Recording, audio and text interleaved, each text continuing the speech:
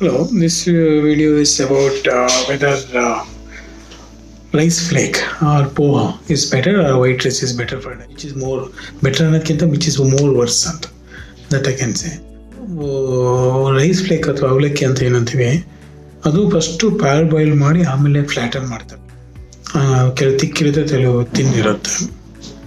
So ಹಾಗಾಗಿ ಇದು absorption rate fast ಇರುತ್ತೆ, ಯಾಕಂದರೆ ಆಲ್ರೆಡಿ ಒಂದು ಕುಕ್ ಆಗಿಬಿಟ್ಟಿರುತ್ತಲ್ಲ, ಕುಕ್ ಆಗಿ ಮತ್ತು ತಿನ್ನಾಗಿ ಅದು ಫ್ಲ್ಯಾಟನ್ ಮಾಡಿರ್ತೀವಿ. ಸೊ ಅಬ್ಸಾರ್ಪ್ಷನ್ ರೇಟ್ ಜಾಸ್ತಿ, ಶುಗರ್ ಬೇಗ ರೈಸ್ ಆಗುತ್ತೆ. ವೆರಾಸ್ ವೈಟ್ ರೈಸ್ ಬಂದುಬಿಟ್ಟು ಅದು ಕೂಡ ರಿಫೈನ್ಡು, ಎಲ್ಲ ಔಟ್ರಲ್ಲಿ ಎಲ್ಲ ತೆಗೆದುಬಿಟ್ಟಿರ್ತಾರೆ, ನ್ಯೂಟ್ರಿಯೆಂಟ್ಸ್ ಎಲ್ಲ ಇರೋದನ್ನ ವೈಟ್ ರೈಸಲ್ಲಿ. ಬಟ್ ಪೋಹಾಗಿ ಆಲ್ರೆಡಿ ಪ್ರೊಸೆಸ್ಡ್, ಇದು ಅದಕ್ಕಿಂತ ಕಮ್ಮಿ ಪ್ರೊಸೆಸ್ಡ್. ಹಾಗಾಗಿ ಇದು ಶುಗರ್ ಸ್ಪೈಕು ಪೋಹಾ ಅಥವಾ ಅವಲಕ್ಕಿಯಿಂದ ಸ್ವಲ್ಪ ನಿಧಾನಕ್ಕಾಗುತ್ತೆ.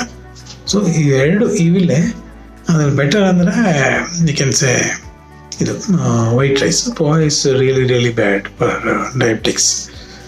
Sugar controlling is not at all good. ಓಕೆನಾ?